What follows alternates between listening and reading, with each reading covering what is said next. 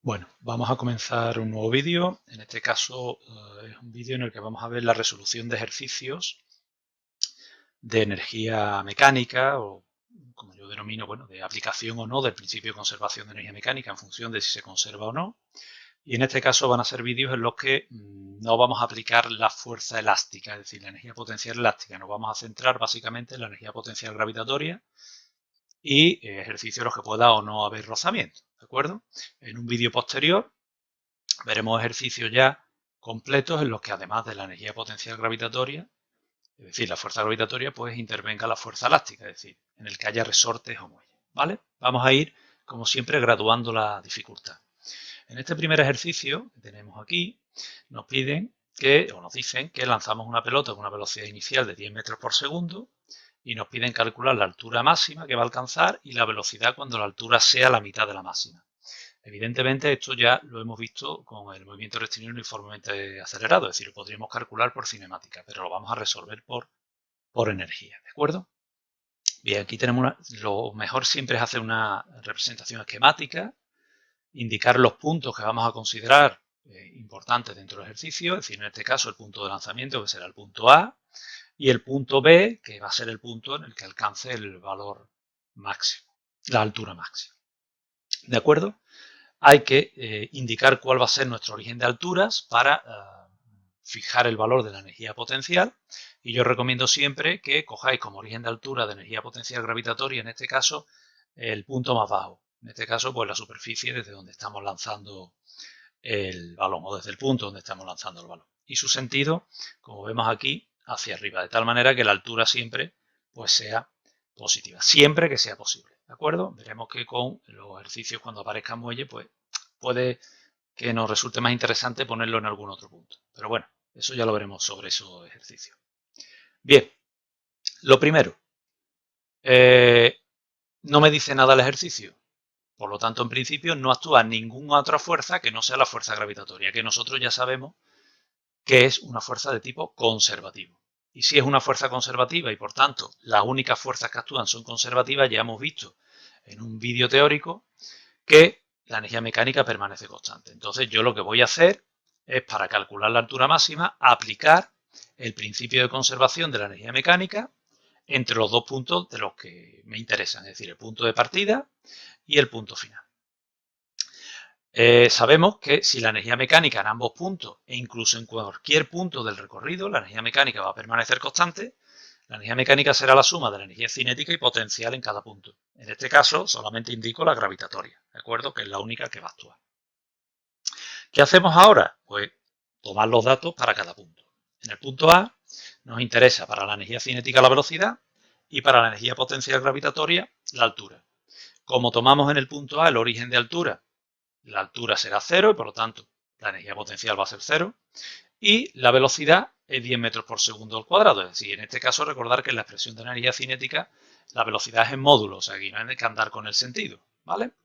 Bien, y en el punto final, pues yo sé que se para la pelota, porque si no, no sería el punto más alto, a la máxima altura alcanzada, y la altura que quiero que alcance, esa altura máxima que cumple la condición de que la velocidad sea 0 y por lo tanto se pare el balón, pues es lo que quiero calcular.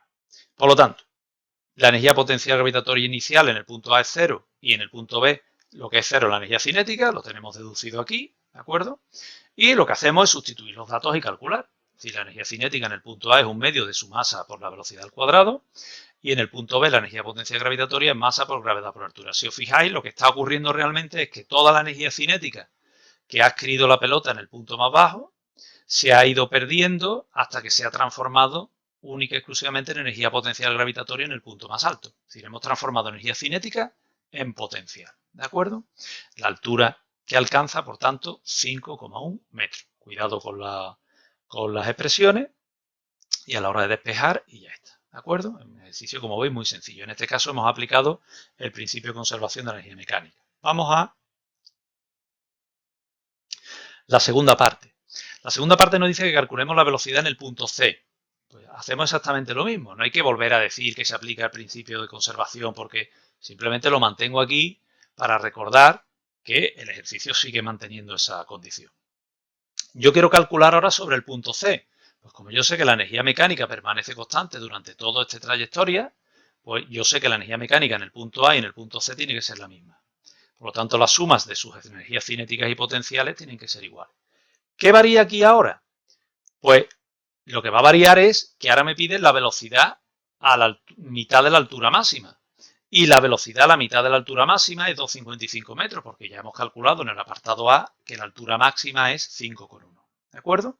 Entonces volvemos ahora a sustituir los datos, los del punto A siguen siendo los mismos que en la primera pregunta, y los del punto C, pues ahora lo que quiero calcular es su velocidad y sé que la altura que alcanza es 2,55 metros. ¿Qué ocurre ahora? Que de la expresión que yo he planteado, el único término energético que es cero es la energía potencial gravitatoria inicial, ¿de acuerdo? El resto de términos pues los tendré que sustituir. Como vemos aquí, fijaros, un medio igual. Si os fijáis, tenemos una ventaja, y es que en este tipo de problemas, mientras no aparezca la fuerza elástica, si no nos dan la masa del objeto, podemos resolver el ejercicio. Como podéis ver, al sustituir la expresión teórica, vemos que la masa se va. Por eso aquí he puesto una flechita cómo nos quedaría la expresión. ¿Qué hacemos ahora? Bueno, pues despejar, he pasado, bueno, simplemente habría que despejar y ya está, ¿vale? Reordenar términos, cuidado, porque esto ya, como yo os he dicho en general, muchas veces esto ya es un cálculo matemático, es decir, una vez que ya tengo la expresión matemática, lo que tengo que hacer es despejar, y eso es matemática, ¿vale? Bueno, pues sale como velocidad en el punto C, raíz de 50 metros por segundo. Hay que un poco comprobar los resultados, es decir, si la velocidad inicial con la que partió es 10 metros por segundo, en el punto C su velocidad tiene que ser más pequeña, no nos puede salir mayor. Entonces, tener cuidado con las operaciones matemáticas. Bien, pasamos a un segundo ejercicio. Ahora tenemos un objeto que ascienda o descienda por un plano inclinado. Vamos a ver que se plantean exactamente igual. Y la única diferencia en este tipo de ejercicio es si va a existir o no va a existir rozamiento. Si hay rozamiento va a ser un poquito más largo, y si no hay rozamiento, pues va a ser más simple, va a ser como el que hemos planteado antes. ¿De acuerdo? Bien. Tenemos un bloque de 5 kilogramos que se encuentra inicialmente en reposo en la parte superior. Es decir, el objeto está aquí. Y lo dejamos y cae por el plano inclinado recorriendo 10 metros de longitud. Nos pide o nos da el coeficiente de rozamiento, pues ya sabemos que hay un rozamiento, y nos piden calcular la velocidad con la que llega a la parte inferior del plano inclinado si el coeficiente de rozamiento, si el ángulo de inclinación del plano es 30 grados. Esto lo podemos resolver por cinemática. Es decir, calculamos por la segunda ley de Newton la aceleración de descenso y después aplicamos las ecuaciones del movimiento rectilíneo uniformemente acelerado. Pero los vamos a resolver por energía. Estamos en tema de energía y lo vamos a resolver por energía. Para ello, aquí tenemos los datos. Yo ya he sacado los datos y he hecho algún cálculo previo. ¿Vale?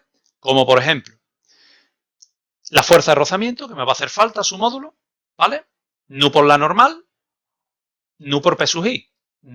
Si en el ejercicio para calcular la fuerza de rozamiento y la componente I del peso tenemos que empezar, aplicamos la segunda ley de Newton, los ejercicios son extremadamente largos. Entonces, ya hemos pasado por dinámica y sabemos que la normal en este tipo de ejercicio en módulo es igual a la componente I del peso y que la componente I del peso va con el coseno. Por lo tanto, ya sabemos que la fuerza de rozamiento en módulo a lo largo del plano inclinado va a ser nu mg coseno de 30 en este caso. Entonces, esos cálculos los vamos ya, digamos, fusilando directamente, no teniendo que justificar, porque ahora tendremos que justificar bastantes cosas. Y por otro lado, sabemos que la altura a la que se encuentra el objeto antes de descender nos va a hacer falta en la resolución. Bueno, como tenemos un triángulo rectángulo, como vemos aquí, conocemos la hipotenusa, bueno, pues por trigonometría he calculado ya la altura a la que se encuentra el objeto. Esas cosas las podéis poner debajo de la representación esquemática, todos esos cálculos, para luego aprovecharlos durante el desarrollo y no tener que parar el ejercicio y la resolución para ese tipo de cálculos. Fuerza de rozamiento, las componentes del peso, si queremos descomponerla, en este caso la altura a la que se encuentra el objeto si no nos la dan por trigonometría, etc. Todo eso lo podemos poner aquí. Bien, en este caso el problema cambia. ¿Por qué cambia? Porque nos dicen que está actuando el rozamiento. Y el rozamiento es una fuerza no conservativa. Pero lo importante no es que exista una fuerza no conservativa, es que existe una fuerza no conservativa que realiza un trabajo. Eso lo hemos visto ya en el vídeo previo teórico. Es decir, no porque haya fuerzas no conservativas ya no se cumple el principio de conservación. No, tienen que realizar un trabajo. Porque en el descenso a lo largo del plano inclinado, la normal también es una fuerza no conservativa. Y sin embargo, la normal no realiza trabajo. Perdón, realiza un trabajo que es nulo porque es perpendicular al desplazamiento. Entonces, mucho cuidado con eso. Hay que indicar que actúa el rozamiento, que es una fuerza no conservativa que realiza un trabajo. Si no realizas un trabajo, a mí me daría exactamente igual que actuase el rozamiento. Bien, nos piden ahora que calculemos, en este caso nos pedía el ejercicio, la velocidad con la que llega al punto B. Bueno, pues tenemos que partir de la expresión que relaciona la variación de energía mecánica con el trabajo realizado por las fuerzas no conservativas. Es decir, la energía mecánica final, en el punto final que le hemos llamado B, menos la que tenía en el punto inicial A. Aquí está puesto. Cuidado, ¿eh? Yo acostumbro a los alumnos a decir poner corchetes, porque los corchetes parece que imponen más que los paréntesis, ¿vale? Es la energía mecánica final, cinética más potencial, menos la energía mecánica inicial, cinética más potencial. Y eso tiene que ser igual al trabajo realizado por las fuerzas no conservativas, que en este caso es el rozamiento. Bien, seguimos. Datos que nos hacen falta. Bueno, ya tenemos aquí algunos datos también, la distancia recorrida, una serie de datos, la altura. Bien. La altura del punto A, velocidad, dice que inicialmente está en reposo, pues velocidad inicial 0.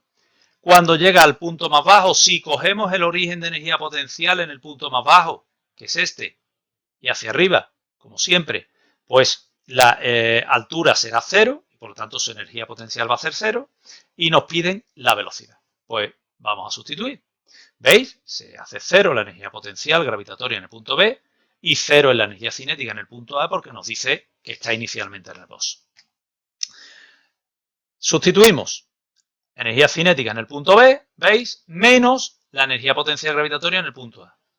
Igual al trabajo realizado por la fuerza de rozamiento. Recordad, como la fuerza de rozamiento es constante, producto escalar, lo hemos visto en un vídeo previo, módulo del primero por el módulo del segundo por el coseno que el ángulo que forman. Cuidado, el rozamiento va hacia allá, y el desplazamiento hacia acá. Recordad que el rozamiento se opone al desplazamiento, por lo tanto será el coseno de 180, por eso he puesto aquí un menos. Cuidado, que este ángulo todavía no lo he aplicado, solamente he aplicado el coseno del ángulo que forman el rozamiento y el desplazamiento. 180 menos 1.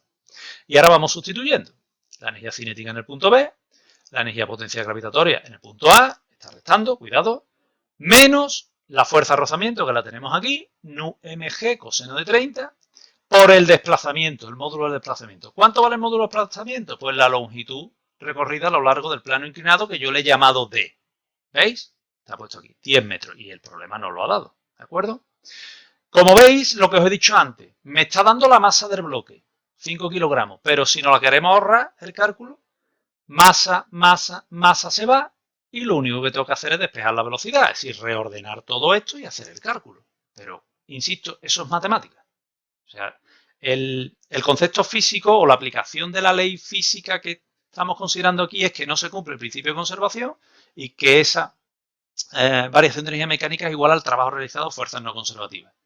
Vamos poniendo los valores de energía que aparecen y a partir de ahí despejamos. Pero ese despeje ya es matemática. Cuando despejamos, pues la velocidad en el punto B sale 8 metros por segundo. ¿De acuerdo? Recordar que estamos hablando de velocidad en módulo.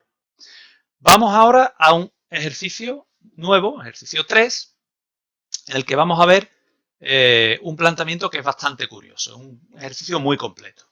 Dice, se deja caer un cuerpo partiendo del reposo por un plano inclinado que forma un ángulo de 30 grados con la horizontal. Si os fijáis, el planteamiento es igual que el de antes. Después de recorrer 2 metros, antes eran 10, llega al final del plano inclinado con una determinada velocidad. Antes nos pedían con qué velocidad llegaba y ahora nos dan la velocidad. Y continúa deslizándose por un plano horizontal hasta detenerse. Fijaros que yo en el apartado A de momento no he pintado ese deslizamiento, porque no me va a hacer falta, ¿vale? Solamente he pintado el descenso. Y ahora vamos a ver por qué. Dice que continúa deslizándose a lo largo del plano. Dice, determine el valor del coeficiente de rozamiento entre el cuerpo y las superficies. Es decir, que va a haber un rozamiento en todo este recorrido de descenso y en el recorrido que haga hasta que se para. Pero el coeficiente de rozamiento vale lo mismo. Entonces, como vale lo mismo, yo voy a utilizar para calcular el coeficiente de rozamiento datos que conozco. ¿Qué datos conozco? Pues conozco la situación inicial y sobre todo conozco que al final de ese plano inclinado sé con qué velocidad llega. Porque del punto final solamente conozco que se ha parado y que su altura es 0, pero no conozco qué distancia ha recorrido, con lo cual ahí me faltan muchos datos. Puedo utilizar como punto final en el apartado A el punto final del plano inclinado. Entonces, en el apartado A, por eso insisto, no he dibujado el ejercicio completo, eso lo veremos ahora en el apartado B, porque hay un apartado B que nos va a pedir una segunda cuestión. Lo veremos completo y volveré a recalcar lo que acabo de decir ahora. ¿Qué datos conocemos antes de poner nada? La distancia que recorre por el plano inclinado, la gravedad, si no nos la dan, o bien 10 o 9,8, como estamos usando 9,8, pongo 9,8.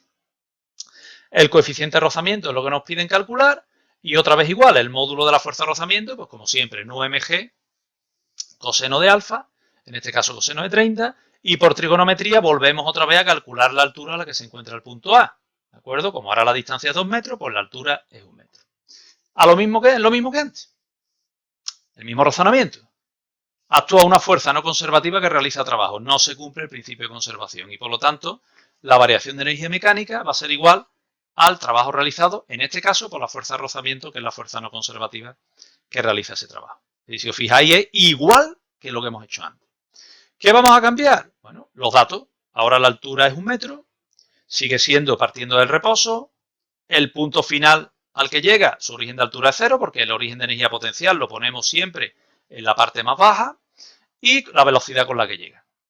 ¿Qué es 0 aquí? Pues la energía potencial en el punto B y la energía cinética en el punto A. Y sustituimos. Si os fijáis, el planteamiento hasta aquí es igual. Y hasta aquí igual.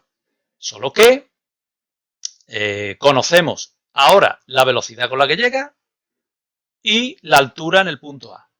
Hacemos el cálculo y el rozamiento por el desplazamiento, teniendo en cuenta otra vez que forman los 180 grados, no lo vamos a recalcar más.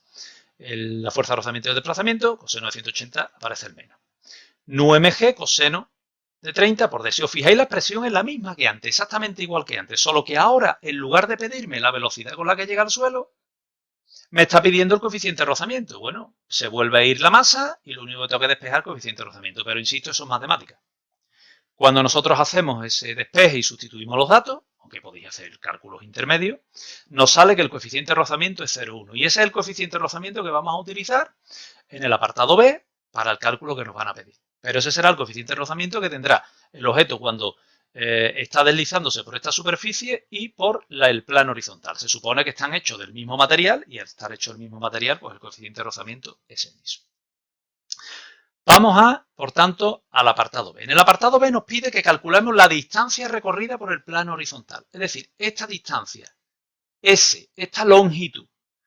¿Qué distancia recorre desde este punto hasta que se para? Fijaros que yo ahora el punto B no lo he representado. Hay muchas formas de resolver el ejercicio. Yo lo voy a hacer de las dos y os voy a recomendar cuál haría. Existen dos formas de hacerlo. La primera es la que os voy a representar aquí. Fijaros, yo voy a calcular la variación de energía mecánica porque, insisto, no se cumple el principio de conservación porque actúa una fuerza no conservativa que realiza un trabajo. Lo mismo que antes. Aquí está puesto. ¿Vale? Pero, como me piden esta distancia, yo voy a relacionar los puntos inicial y final del movimiento. El punto A y el punto C. ¿Qué conozco del punto A? Perdón, se me ha ido. ¿Qué conozco del punto A? Pues del punto A conozco la altura y que se deja caer. ¿Qué conozco del punto C? Que se para y que su altura es 0. O sea que la energía mecánica en el punto C es 0. Sin embargo, en el punto A no es 0. ¿Qué es lo que está ocurriendo? Que toda la energía potencial almacenada en el punto A se ha ido perdiendo ¿en qué? en energía de rozamiento, es decir, en energía que se disipa por el rozamiento del objeto en deslizamiento por el plano inclinado y por el plano horizontal. Toda esa energía se ha transformado al final, si comparamos punto A y punto C, en energía debida al rozamiento, a pérdida de energía por rozamiento. Pero ojo, aquí hay que tener mucho cuidado. Entre el punto A y el punto B tengo dos rozamientos, dos trabajos de rozamiento. Uno, el que realiza a lo largo del plano inclinado, y otro a lo largo del plano horizontal. ¿Qué es lo que está aquí calculado? Si os fijáis. Fijaros bien. Le he llamado trabajo rozamiento 1 y 2 para distinguir. A lo largo del plano inclinado es el mismo que hemos calculado antes. Va a ser nu por la normal, nu por la componente i del peso. ¿Vale? Que ya sabemos que es nu mg coseno de 30. Pero, ojo aquí, durante el plano horizontal, durante este recorrido, la normal y el peso están en la misma dirección, ¿vale? Por lo tanto, a lo largo del plano horizontal, la normal es igual al peso. Por eso he puesto nu mg. Es decir, que esta energía potencial gravitatoria que tiene el objeto en el punto A se ha transformado en energía disipada por rozamiento a lo largo del plano inclinado y la energía disipada cuando se desplaza por el plano horizontal. Vamos a sustituir, ¿vale? El menos. Aquí igual, módulo primero, módulo segundo, módulo primero, módulo segundo por el coseno del ángulo que forman, que es 180 grados. En ambos casos, siempre, recordar, el rozamiento se opone al desplazamiento. Menos con el menos se va. Sustituimos datos. MGHA, nu mg coseno de 30 por D. Nu mg por el desplazamiento 2. El desplazamiento 2 es este. Cuidado, ¿eh? Yo no puedo sumar los dos desplazamientos y multiplicar por el rozamiento porque, cuidado, el rozamiento, la fuerza de rozamiento no es igual en el plano inclinado que en el plano horizontal. Hay que tener mucho cuidado con eso.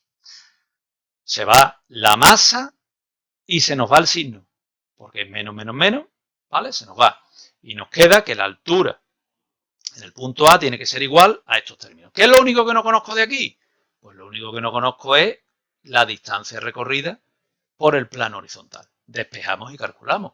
Repito, esto es, a partir de aquí, de este razonamiento, de este planteamiento y de indicar que es cero y de obtener la relación, lo que nos queda es un cálculo matemático. Y el cálculo matemático, pues hay que saber resolverlo y hay que saber despejar y hay que saber operar. ¿De acuerdo? Eso es matemática. Bien, la distancia recorrida sale 8,26 metros. Esta es la primera forma de resolución. La segunda forma de resolución sería partir del punto B. Es decir, yo conozco los datos del punto B. Ya conozco el coeficiente de rozamiento, puesto lo que hemos calculado en el apartado A. ¿De acuerdo? Puedo partir de aquí. ¿De acuerdo? Y ya está. Y hacer las operaciones con el punto B. Y decir, oye, me voy a centrar solamente en este movimiento. Hombre, en este ejercicio, el planteamiento sería el mismo. Fijaros que ahora ya solamente hablo de fuerza de rozamiento, como otro, digamos, forma de resolver. Solamente hablo de fuerza de rozamiento, no distingo entre 1 y 2, ¿vale? Porque o lo vais a hacer de una manera o lo vais a hacer de otra, evidentemente. Y aquí es nu por la normal, que es nu por el peso, porque el peso y la normal están en la misma dirección, aunque en distintos sentidos. No, aquí no hay que descomponer. Aquí no hay que ver cuánto vale en el punto A la altura. La altura, el origen de altura está aquí, ¿vale? Entonces, aplicamos variación de energía mecánica. Aquí lo tenemos. Y fijaros que el cálculo es muy sencillo porque la altura en el punto B es 0, conozco la velocidad y la altura en el punto C es 0 y la velocidad en el punto C es 0. Es decir, toda la energía cinética que tiene la partícula cuando llega a este punto B, ¿de acuerdo? A este punto B, bueno, aquí hay un pequeño error, ¿vale? Porque lo que es 0 es la energía potencial gravitatoria, ¿de acuerdo? En el punto B. Lo que no es 0 es la energía cinética. Este 0 debería estar aquí, ¿vale? Pero bueno, toda la energía cinética que tiene el objeto cuando llega al final del plano inclinado se ha perdido porque se ha disipado por la acción de la fuerza de rozamiento. Aquí está. ¿Veis? Menos, el menos que hay delante del corchete, recordar la potencia del corchete frente al paréntesis, menos la energía cinética en el punto B, es igual al trabajo realizado por la fuerza de rozamiento a lo largo del plano horizontal. Módulo primero, módulo segundo por el coseno de 180, ¿vale? Sustituimos los datos y sale 8,2 aproximadamente. Es que depende del redondeo. Antes salía 8,20 y algo, pues ahora sale 8,2. Ya depende del redondeo. Pero veis que son dos formas de resolver el ejercicio que me da un resultado correcto. ¿Qué es lo que yo haría? Fijaros. En este caso, en este ejercicio, yo lo resolvería de esta forma. ¿Por qué? Pues porque conozco la velocidad con la que llega al punto B, porque me la da el ejercicio. El ejercicio me dice que llega al final del plano inclinado con esta velocidad. Si el ejercicio no me hubiese dado ese dato de la velocidad, yo me hubiera ido al punto A. ¿Por qué? Pues porque el punto A es del que conozco datos. Hubiese tenido que calcular la velocidad con la que llega. Imaginar que el ejercicio, me voy un segundo hacia atrás, que el ejercicio, en lugar de pedirme el coeficiente de rozamiento cuando desciende, me da el coeficiente de rozamiento de las dos superficies y me dice con qué velocidad llega aquí, ¿verdad? Y luego la distancia hasta que se detiene. Si a mí el problema me pide eso, yo voy a tener que calcular la velocidad en este punto y me puedo equivocar. Entonces, si me puedo equivocar, yo resolvería el ejercicio de esta forma. ¿Por qué? Pues porque el dato de partida que yo voy a utilizar es un dato que me da el ejercicio. Me dice la altura a partir de la distancia, es decir, los datos conocidos están en el punto A. Pero tal y como está planteado este ejercicio, evidentemente nada más hay que ver las expresiones, es mucho más sencillo resolver el ejercicio de esta segunda forma que de la primera. Entonces, recordar, si yo conozco la velocidad con la que llega al final del plano inclinado, es más fácil resolverlo de esta segunda forma. Si no conozco la velocidad con la que llega al final del plano inclinado, lo más sencillo es coger mi situación A y mi situación C. Porque si no voy a tener que hacer un cálculo previo de calcular la velocidad con la que llega al final del plano para después aplicar esto, con lo cual hago un doble trabajo y además tengo el inconveniente de que esa velocidad la he podido calcular mal. Con lo cual, si la he calculado mal, lo que calcule a partir de ella será erróneo. ¿De acuerdo? Bien, como veis, hemos puesto distintas situaciones de aplicación o no del principio de conservación de energía mecánica. Hemos visto un primer ejercicio en el que se conserva y cómo hay que aplicarlo. Y el resto de ejercicios lo he hecho con rozamiento porque me resulta más interesante, porque son más complejos y así se entiende mucho mejor. Lo hemos puesto en plano inclinado y además hemos visto una situación en la que, además de descender por el plano inclinado, recorre una superficie horizontal, ¿vale? La mecánica en todos los ejercicios es la misma, lo único que ocurre es que será más o menos largo o más o menos complejo en función de si hay o no hay rozamiento y si, dependiendo de lo que nos pidan, cómo despejarlo y cómo calcularlo. En un próximo vídeo lo que haremos es plantear ejercicios en los que haya que aplicar la conservación o no de la energía mecánica, en el que vamos a incluir, además de la fuerza gravitatoria, como hemos visto ahora, la energía potencial gravitatoria, veremos la energía potencial elástica. Vamos a ver que la mecánica de los ejercicios es exactamente igual, solo que al introducir un término más de energía, que la energía potencial gravitatoria, pues los ejercicios evidentemente van a ser un poco más largos y un poquito más complejos.